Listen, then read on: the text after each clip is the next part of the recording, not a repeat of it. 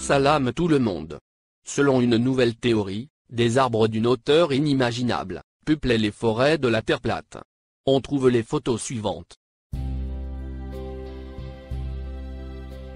Les séquoias de Californie, entre 1880 et 1920. Ces arbres ont survécu par miracle, alors que la Terre avait subi une catastrophe en 1816.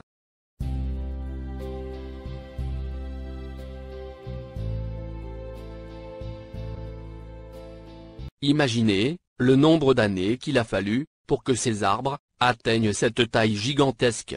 Ensuite, des vandales, équipés de scies et de haches, ont débarqué. Et d'un, et de deux, et de trois. Et voilà. Plus d'arbres.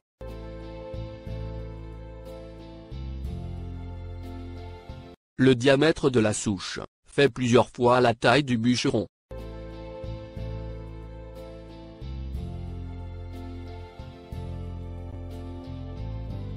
Imaginez un peu, vous pénétrez dans une forêt, et vous voyez, non pas des arbres de 30 mètres, mais de 100 mètres. Voici les forêts, telles qu'on les trouve, dans les livres et les contes de fées. Des forêts perdues à jamais à cause de ces bûcherons barbares.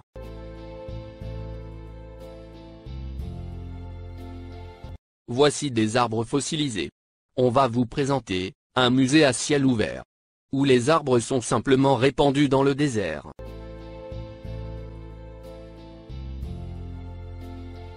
Aujourd'hui, tout le monde peut visiter cet endroit, qui porte le nom de Parc national de la forêt pétrifiée. Dans ce parc, les fossiles ne sont pas courants. Ils sont uniques.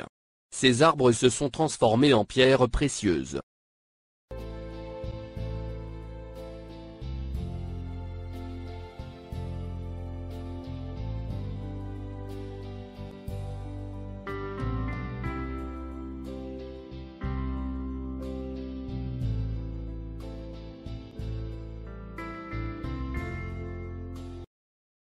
Oui. Vous avez bien entendu. Toutes nos forêts sont jeunes. Et la taille de nos arbres ne va pas au-delà de plus de 30 mètres. Et quelle est l'explication au bois qui se transforme en pierres précieuses?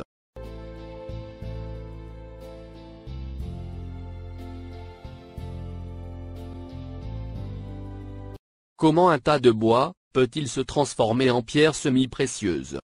Vous n'avez pas de réponse? Moi j'en ai une. Ces arbres fossilisés paraissent petits. N'est-ce pas?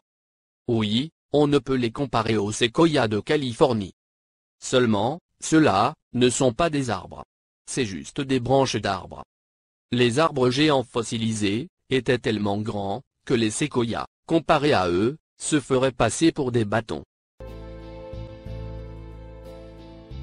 Cette souche, qu'on appelle mesa, en forme de table ronde, est surnommée la tour des diables. Officiellement, cette souche s'est formée à partir de magma solidifié, provenant des profondeurs de la Terre. En d'autres termes, un laccolite, résultat d'activité volcanique, qui s'est formé il y a 200 millions d'années. Du moins selon Wikipédia. Des milliards de gens croient que cette mesa, de la taille d'une montagne, est un laccolite. Vraiment? Rapprochons-nous un peu plus près de cette souche. Et de ces colonnes fascinantes et inexplicables. D'abord, voyons ce que dit exactement Wikipédia. Les roches se forment par refroidissement et solidification, de magma ou de lave. Waouh! Ce magma en fusion est super intelligent. Il se solidifie, en prenant la forme de colonnes parfaitement hexagonales. Et cela, sur plus de 300 mètres de hauteur. Vous pouvez calibrer vos instruments sur ces colonnes miraculeuses. Et vous, les scientifiques, avez-vous perdu la boule? Au point de dire des foutaises? Et vous, les gens, avez-vous perdu la boule? Au point de croire aux foutaises de ces scientifiques? Quel toupet! La science prétend que ce chef-d'œuvre géométrique est le fruit d'une fontaine de lave. C'est comme s'ils affirmaient que les voitures de course apparaissent sur la piste suite à une explosion de l'usine Ferrari. Vous avez déjà vu une fontaine de lave? Il y a des millions d'années, en ces temps-là, la lave disposait d'une intelligence artificielle. Vraiment? Ben oui. C'est la science qui le dit. Comparaison par analyse. Toutes les colonnes sont hexagonales. Pourquoi hexagonales? Parce que la nature utilise cette forme-là. Deux flocons de neige ne sont jamais identiques. Mais tous ont une forme parfaitement hexagonale. Les abeilles aussi, sans connaître les mathématiques, ont compris que la forme hexagonale réduit le périmètre. C'est donc la formule la plus opérante.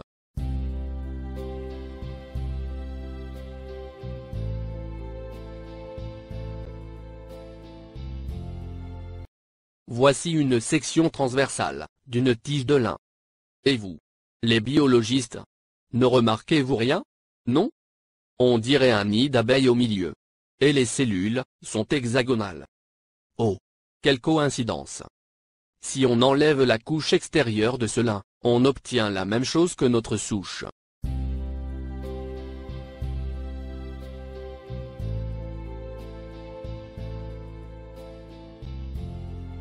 Regardez les cailloux tout autour. La tige de lin ressemble comme deux gouttes d'eau à notre souche. Elles ont l'air identiques. Non? Les fibres de la souche sont de forme hexagonale, comme celles du lin. Elles ont préservé leur structure sur toute la longueur du tronc.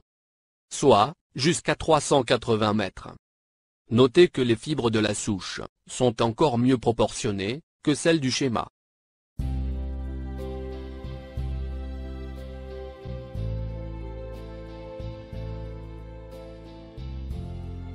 Les fibres sont les mêmes, sur toute la longueur, et sont également identiques entre elles. On dirait une structure métallique fabriquée en usine.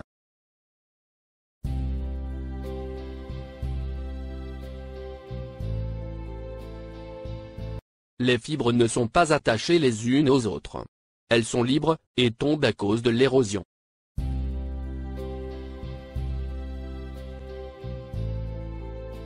Chaque fibre est recouverte d'une fine pellicule. Comme le poisson. Des tissus fibreux enveloppent les muscles des organes des poissons. Cette pellicule pétrifiée craque au contact du vent et de l'humidité. C'est la preuve que les fibres de la souche se composent d'au moins deux éléments.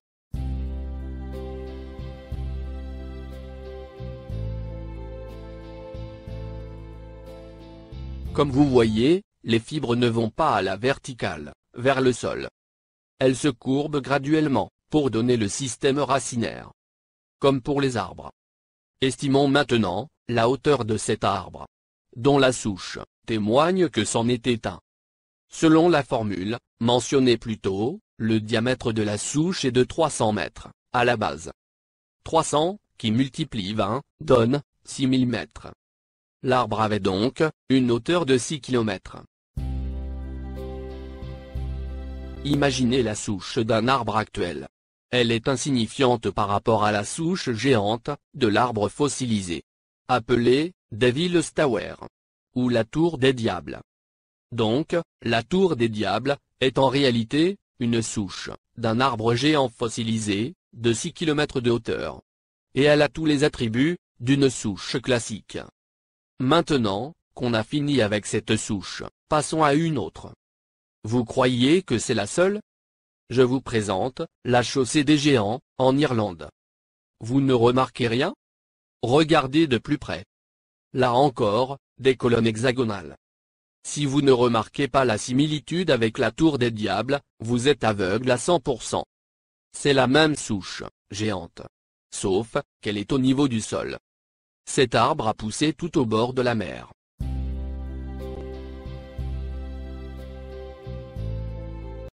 La chaussée des géants se compose de 40 000 colonnes.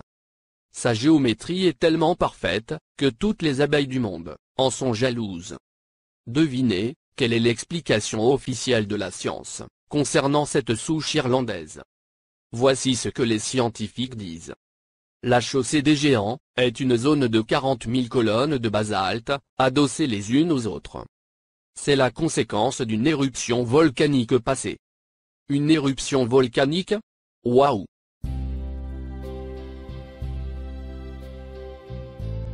Laissez-moi vous rappeler comment la lave surgit et coule.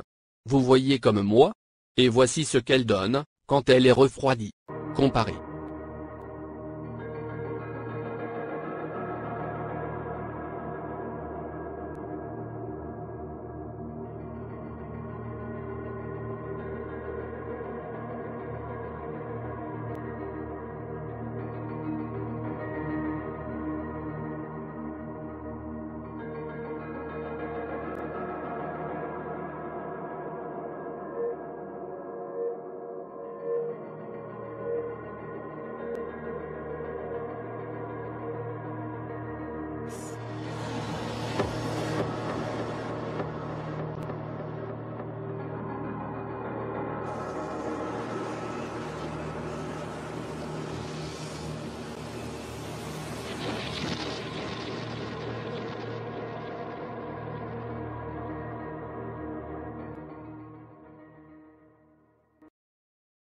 Comparons maintenant la tour des diables à la chaussée des géants.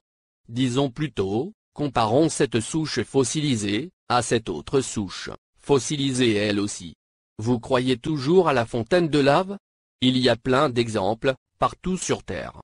La majorité des gens, sinon presque tout le monde, ne réalise pas qu'il s'agit de souches, d'arbres géants, fossilisés. La science officielle s'est demandé comment cacher ces arbres au public. Ce dernier pose trop de questions. La science a donc transformé les souches en silicone, en colonnes de basalte.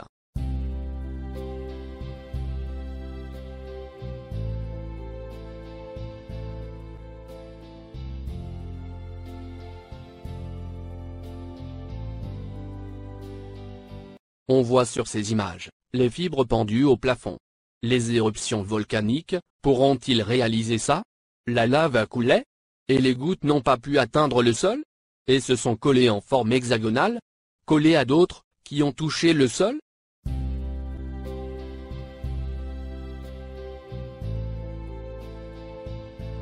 On a vu beaucoup de souches, mais celle-ci est spéciale. Regardez. Son sommet est plat. Ce qui veut dire qu'elle a été abattue. Oui. Vous avez bien entendu. Elle a été abattue. On se pose alors les questions suivantes: qui l'a abattue? Avec quel outil? Et pourquoi? Pour le moment, il n'y a pas de réponse. En tout cas, une chose est sûre. La vérité ne viendra jamais, du côté de la communauté scientifique. Ils nous ont caché beaucoup de choses. Comme le sujet de la Terre plate, par exemple. C'est pourquoi, je vous invite à faire vos propres recherches. Cette souche n'est pas la seule sur Terre. Et il y a mieux encore. Elle est petite, par rapport à d'autres. Ces souches sont présentes partout sur Terre. Il y en a par centaines. Les scientifiques les appellent mesa. Un nom espagnol, qui désigne une table. Appelée ainsi, à cause de leur sommet bien aplati.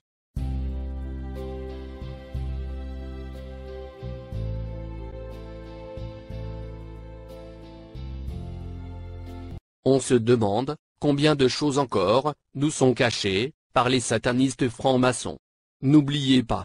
La Terre est plate. Faites vos recherches. Salam alaykoum.